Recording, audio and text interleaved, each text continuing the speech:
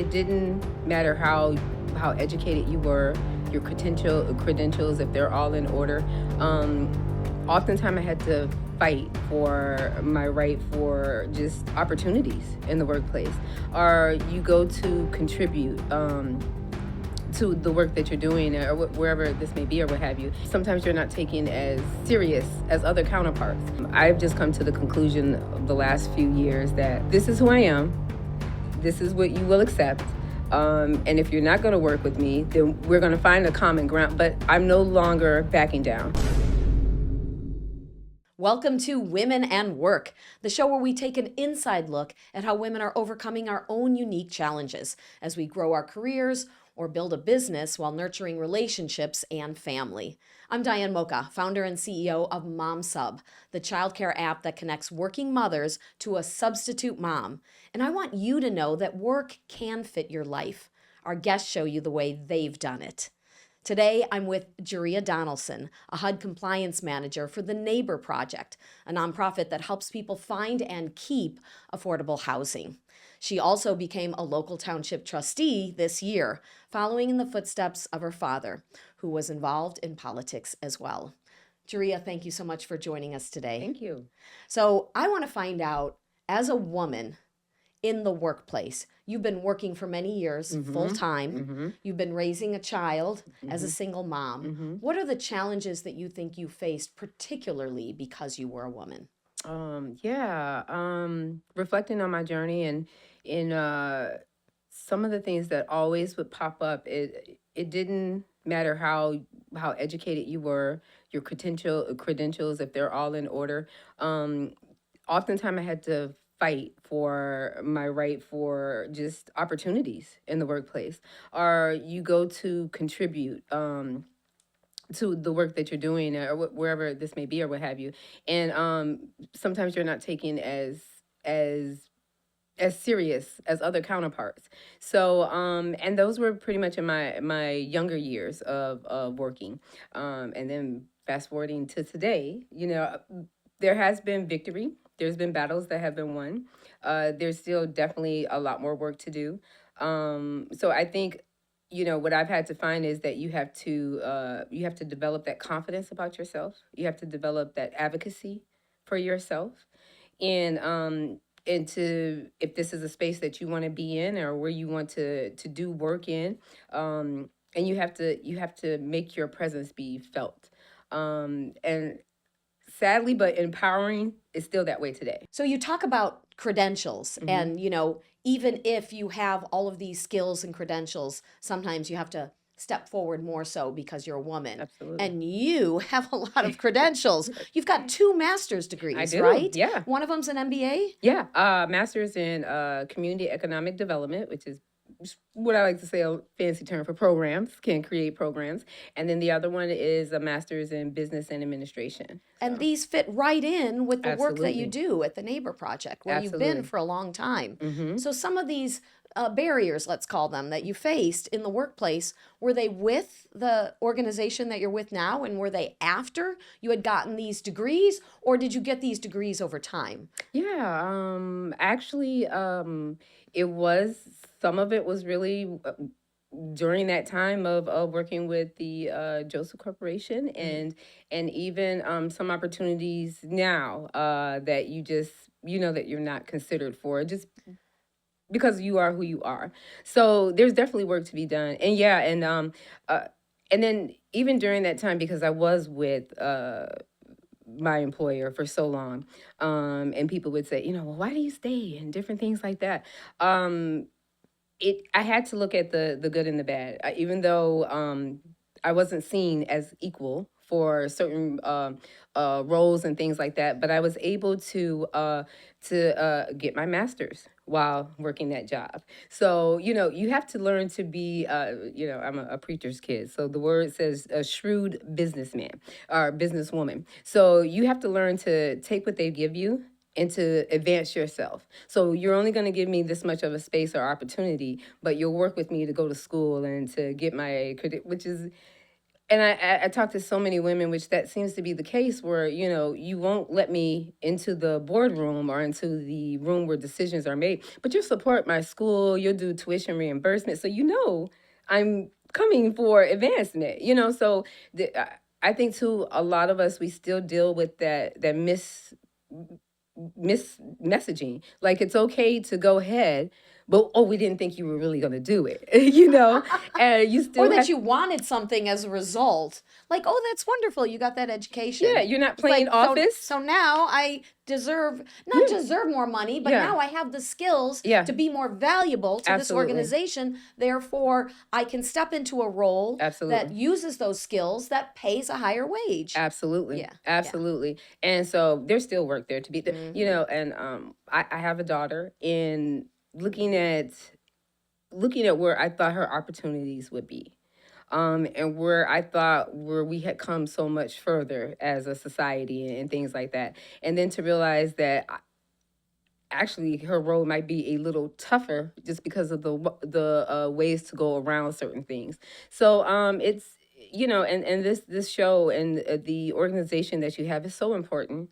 And oftentimes we're so dismissed because we are females, and people will say, well, you're emotional. Well, I'm emotional about a paycheck. Yes, I've worked very hard and I didn't get paid, so you would be emotional too. So and having to justify those things, and still having to fight for those things in today's space.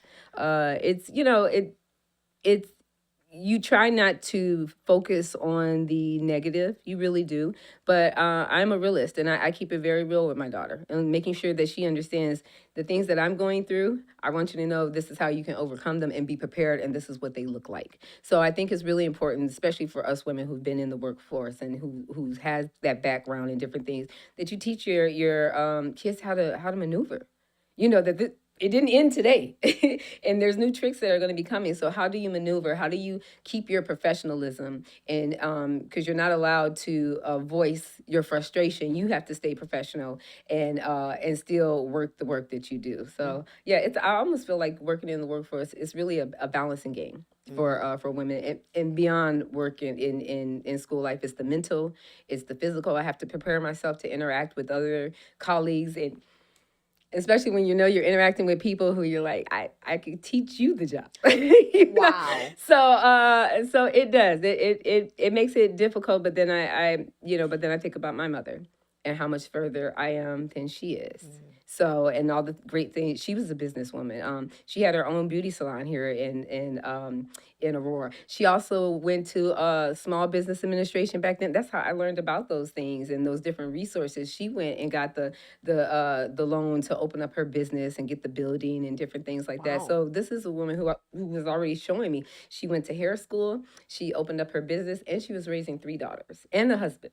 So, when I think about my journey and and my schedule is busy, but I don't have a husband or three kids or trying to do a salon, so it can be done. And you look back to people's successes that and even the women in today's public eye who are doing great things, and just look to those things to keep you encouraged and keep you focused.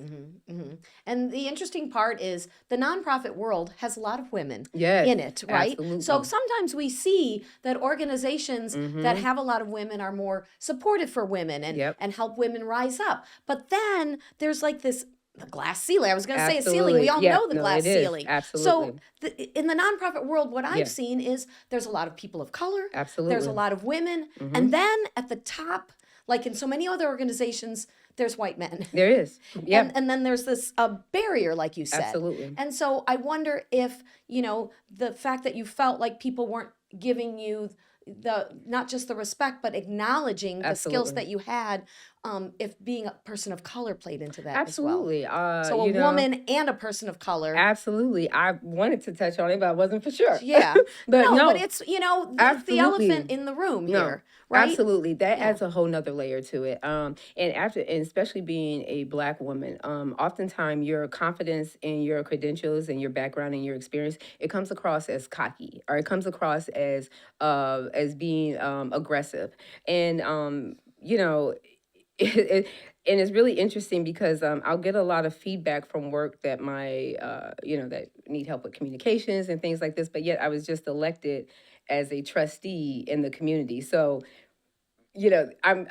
I received two messages like you need more refining in this area, but yet I'm getting support in this area. So it's very clear that there are still things that are put in place to keep you from going to that next level, just by simply because they're touching on it and saying, oh well, you can do this, or we can advance you because of this, or whatever those reasons may be. And especially for me on a personal level, being one of the highest educated people at my workplace, and just now got an opportunity to be in management. I've not been in management my whole years there. I've been in management maybe like the last 4 years. So Well, and congrats to you thank you for and sticking with it because you believed in it. I believed in it. Yeah. I believed in the work. I mean, and there's been a lot of life lessons with my employment.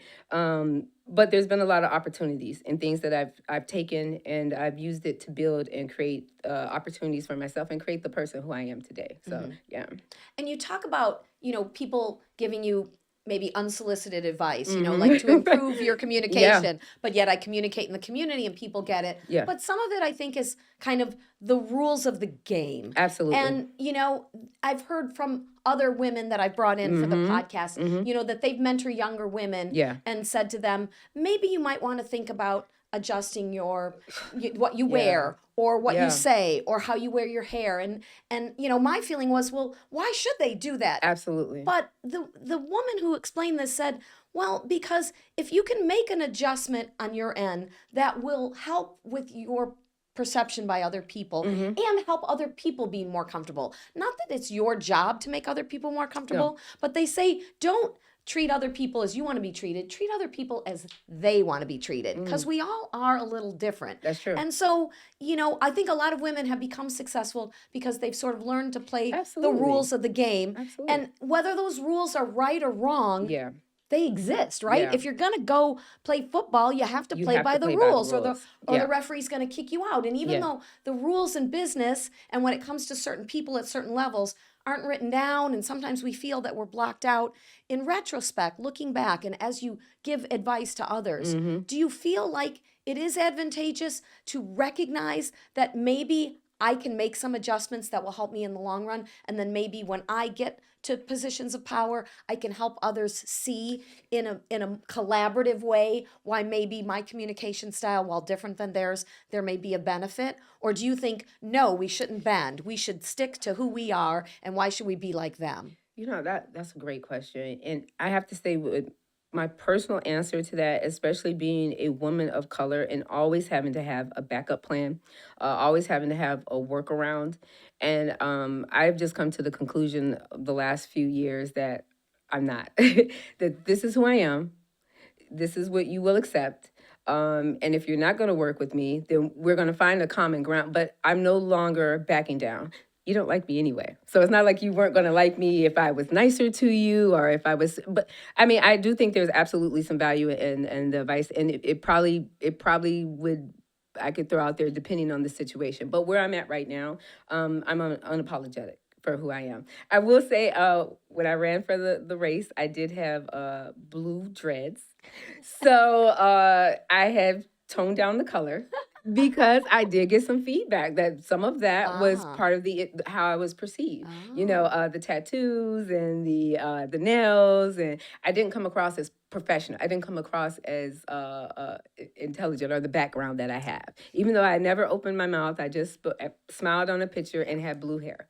So for that, That's preconceived notions. But you can't get around the fact that it exists. it exists. So why lose the opportunity to get a position because of something that you could change that I if you're could willing to easily change change. it? That Yeah. wasn't a problem. Yeah. But I didn't compromise on anything else. I still came as I am. So you have to, there has to be common ground. And I think that's the thing.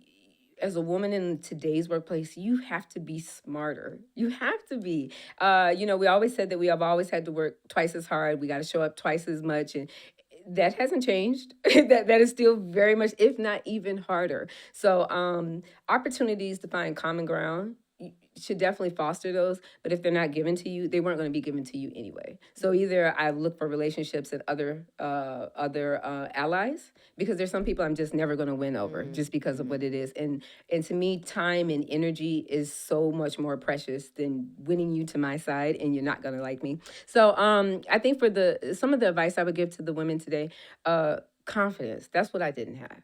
And I took a lot of things because I thought that's what you had to do. And you're right, there is a game that has to be played, but at some point, even when we play Monopoly, depending on who house you go to, it's house rules, right? So we have to create our own house rules at this point. Carve a way for ourselves where we will be more respected, and that we don't have to highlight these issues, because it's just common practice that you treat me equally as you will my male counterparts. So I'm at a place in life where I got a little bit of fight in me. I'm ready to fight back now. So I've been quiet. I've been waiting. I've been allowing you to give me, what you thought I deserved or what have you. But at this point in my life, I'm taking what I deserve and what I know I'm entitled to, and making spaces for myself. And I would encourage women, that confidence. Get your skill sets up, whatever the field is that you need to be in. Your credentials are in place so that no one can say that you don't know what you're doing. I got my degrees, I got my certificates, I got my experience. I am more than qualified. I am an expert in these fields, and let nobody take that away from you. So Nice. And I like what you said about there's some people that no matter what you do, if you're playing their rules, they're not going to like you anyways. I mean, we can't get along and like everyone, but we have to learn to work together. One woman told a story about how she was constantly organizing these events, rooftop parties, to get people together because she felt excluded from the guys. You know? They would talk, at the water cooler, and she wouldn't be included. So they would go to her events and they'd enjoy the game, but then they would still do the same thing at work. And she was like, wait a minute. I'm doing all this effort to try to reach and play by their rules, and then nothing's changing. And so she left that organization. But you have to, like you said, at some point say, I am who I am. I had news directors. I spent 15 years as a television reporter who said, well, I would hire you if you cut your hair. Your hair is too long. So I said, that's not going to happen. But at a certain point, it's so funny. I wasn't going to cut my hair, but I actually wore a wig for a couple of years. See, I compromised. Just to get in the door. And then once that news director left and a different one came in, I said, okay, if I, now I can, I took some time off from maternity leave. And then when I came back, I said, I'm going to come back as my true self. Absolutely. And boy, did I feel better. And speaking of children, so while you're doing all of this, fighting for yourself, you also have a daughter you're fighting for. And you raised your daughter as a single mom, working full time in a tough field with a lot of demands on you, right? You have a lot of responsibility on your shoulder helping people in the community like that. They're counting on you. How did you do it? What did you do for childcare? How did you juggle that? Ooh, I was blessed to have a support system. I really was. You have a village. Yeah, I have a village. And even her father, he's a great support, even now.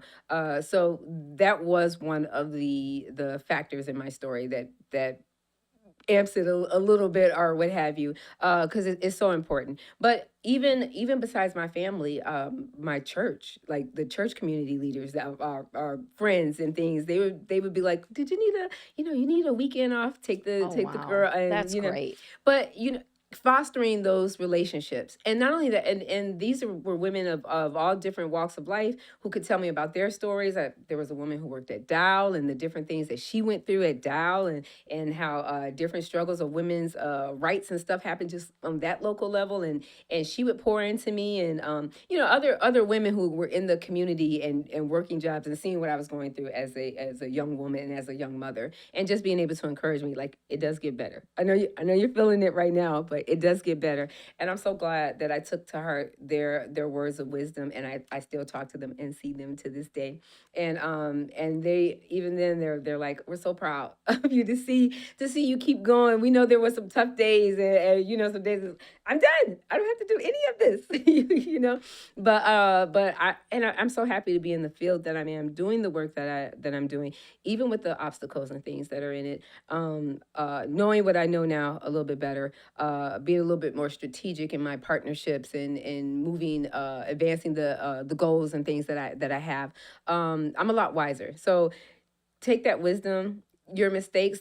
They're all learning experiences. We can be so hard on ourselves. And even if you felt like you should have spoke up at that time, but you didn't, and different things, these are all experiences to build who you are right now. And for your future, my future, I'm so excited about the opportunity. I don't even know what they are, but the opportunities that I know I'm generating and going to create for myself. And I have a whole new like breath of life in me after I did that reflecting and like, I am a strong woman. I'm a powerful woman.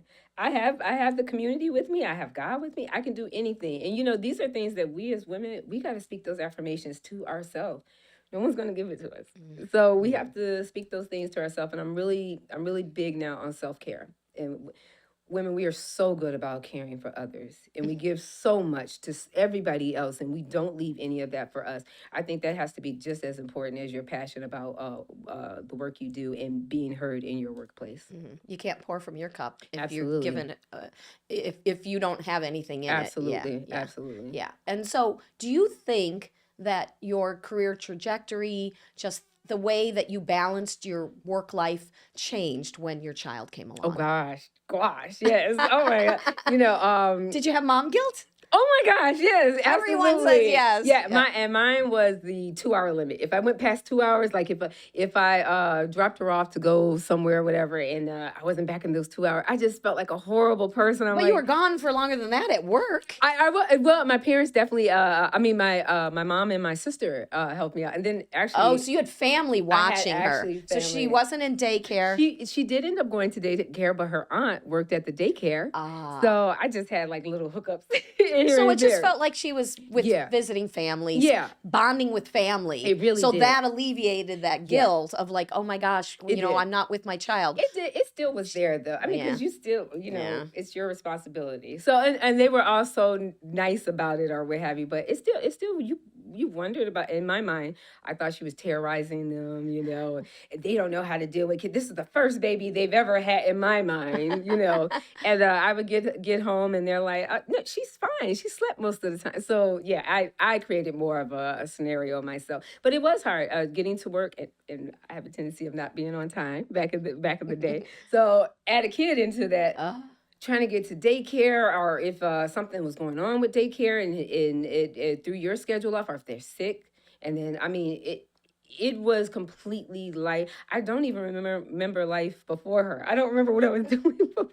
Probably living my best single life. Didn't know how much time you had, right? Did not know. So, but no, you have to have those, and even agencies like daycares in place. I did have to pay for a lot before my parents came in, so that was a whole adjustment just financially of like, wow, the supplies for the baby, milk and everything. I mean, those were things that were on me. So it definitely was life changing. And then to be at a job where you're due for a raise and you're due for advancements, and I mean that was a lot. That her and me being a young mom at that time, that was a lot. That's a lot of pressure and things that you have to think out, and a lot of things you had to map. But I am very grateful that I did have a support system that really helped me out. And did you ever think about, changing your position, or, did the hours work with like your child's hours and school hours and all that? One of the things about the nonprofit and why so many women are in there is the flexibility. Okay. They might not necessarily pay you dollars, but time. They give you time. That's great. And even during that my work at the Neighbor Project, Joseph Corp and the Neighbor Project now, I found another job. I left at one time, and I was doing consulting work for for Joseph Corporation, I think, with their reports, because I've always been in HUD compliance. So I was helping them with the reports and things. But that other job that I had, the pay was great, but it just didn't have the support that the Joseph Corporation still offered me with that flexibility and different things like that. So as far as being a family wise, they did understand that the management team at that time, they did understand that, and they did work with me gracefully a little. They gave me a little hard times here and there, but for the most part they did work with me. And then I ended up coming back just because of the schedule with school and everything. It just worked better. So the flexibility is what ended up being more important than the did. higher pay. It did. I think that's so true for so many women. Yeah, you have to choose. You don't get both. Yeah. Which is really sad. I would like both, but well, eventually we're trying to work towards that. We want people to find work that fits their life and work that pays well. I want to ask you one final thing. Knowing what you know now, if you knew that back then, Mm-hmm. you know, when you were in your early days of your career or early days of being a mom, Mm-hmm. would you do anything different? Would you change anything? Yeah, I think I would have trusted myself enough to know that I've always wanted to be my own business owner. And actually in this space and a couple of other businesses. And actually I went to hair school. I was a nail tech. In high school I did like my friends' nails for proms and all the and so I really wanted to go into that space. And I wish I would have pursued that a little harder because I think I would have been a great businesswoman. I think I would have added something different to that space and different things like that. So no regrets, but just I wish I would have trusted my heart a little bit more in that space. I think I could have done some great things and probably brought that community part into it. It still can be I done. was going to say, Jerria, It still can be done. you can do that Yeah, tomorrow if you want. I could. I mean, you know, it's, Linking with the right people and everything, I absolutely could. yeah. So, that might be a future beauty with a different purpose and just with the Wow. goal and things like that. So that's still in my heart. You could do it on the side. You could do Absolutely. it, you know, Yeah, when you retire. absolutely. But Yeah, everything in the right time, in the right? right time. So Yep. you've still got a teenager, Yes. a Yes. teenage girl. Like Right. that's a whole A whole thing. nother right. That's a whole nother interview. Yeah, you gotta get through that. Right. Right. I know that. I've been there.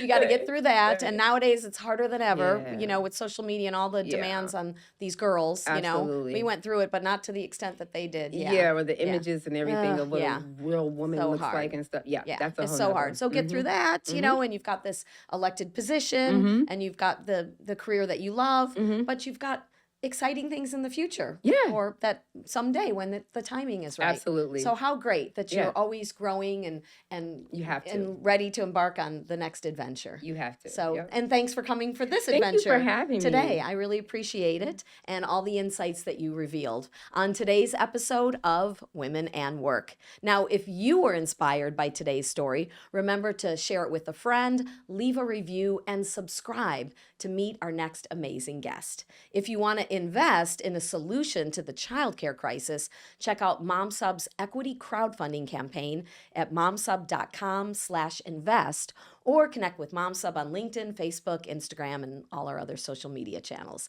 That's MomSub, like a substitute mom. And remember, your career, your choices, and your success are yours to define. Keep pushing boundaries and spreading your love and encouragement to other women who need it.